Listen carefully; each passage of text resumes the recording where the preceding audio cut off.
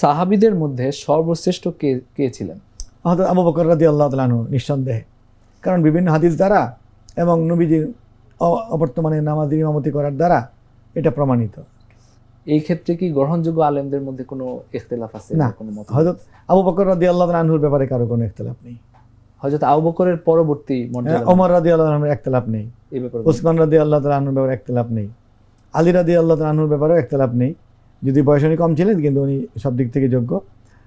আলী রাদিয়াল্লাহু আনহুর বিষয়ে তার শাসন 5 বছর শেষ হওয়ার পর যখন এই সিফিনের যুদ্ধ, তারপরে দ্বন্দ্ব শুরু হলো, বিতর্ক, তখন একটি মানে হঠকারী গোষ্ঠী তারা অতিরিক্ত ভালোবাসা দেখাতে গিয়ে, যে আমর ইবনে আস যেরকম চালাক চতুর, আবু মুসা আশআরী আপনি এরকম চালাক হন না কেন, আবু মুসা আশআরী সহজ সরল কেন হলেন, আমরা আলীকে ভালোবাসি বলে এমনই বিদ্রোহ করলো যে আমরা মানে এই মানে আপনার সিদ্ধান্ত মানতে পারছি না বলে তারা আলী রাদিয়াল্লাহু তাআলা আনহুর কথাই অমান্য করে চলে গেল। মানে আলীকে ভালোবেসে আলীকে হ্যাঁ, অমান্য করে চলে। মানে আপনি কেন এত ভালো, আপনি কেন এত উদার, আপনি কেন কোরআনের শাসন এই মানে তরবারি এরকম তরবারি মাথায় কোরআন নিয়ে তারা মিছিল করলো যে কোরআনে ফয়সালা দেবে। কোরআন তো আর কথা বলে না, কোরআনে ফয়সালারই তো সাহাবীরা দিচ্ছেন, আপোষটা যে করছেন এটা কোরআনের আলোকেই হচ্ছে, আলী মেনে নিয়েছেন এটাও কোরআনের আলোকেই হচ্ছে, সাহাবীরা তো আর ভুল করেন না।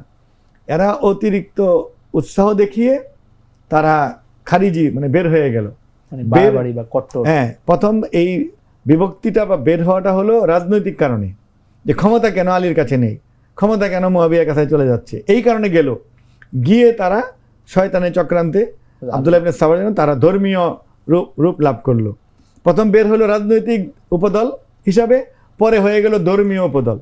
হওয়ার পরে শয়তানের ওয়াসওয়াসায় ইহুদিদের ইসরায়েলি রাওয়ায়াত আর নিজেদের মধ্যে বিপদগামী লোকদের এই ইঙ্গিতে যে শুরু করলো চক্রান্ত, কি যে একদল বলে ফেললো যে আসলে খলিফা হযরত আলী হওয়ার কথা।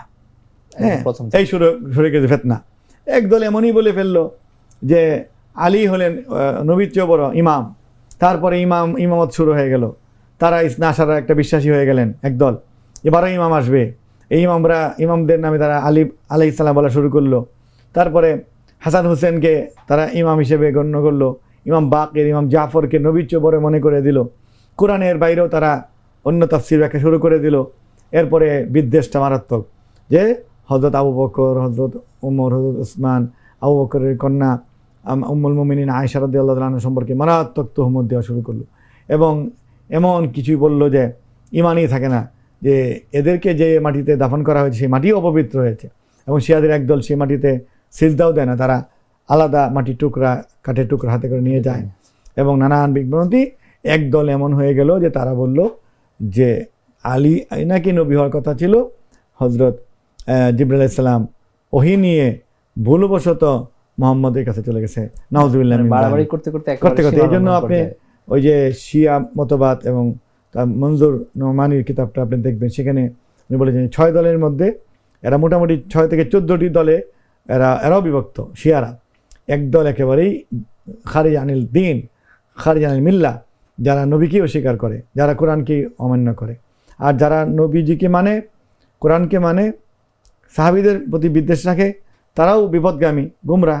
কারণ এই আল্লাহ রসুল তো সাহাবায়ে কেরামকে মানতে শরীয়তের মানদণ্ড বলে ঘোষণা দিয়েছেন যে আলাইকুম বিসুন্নতি ওয়া সুন্নাতিল খুলাফাইর রাশিদিন আল মাহদিয়িন আদ্দু আলাইহা বিন নওয়াজিজ বলে গেছেন। তাহলে এটা তো অমান্য করার কারণে নবীর কথা অমান্য হচ্ছে, তাহলে এরাও অমুসলিম। তারপরেও এদেরকে আমরা কখনো যে ঠিক আছে হজ করতে যায় মানি, কিন্তু যারা একেবারে এই 4 খলিফার 3 খলিফাকে ঘৃণা করে, নানানভাবে অঙ্গভঙ্গি করে বা নানানভাবে অপদস্থ করে, তাদের ব্যাপারে অনেক সতর্ক থাকতে হবে।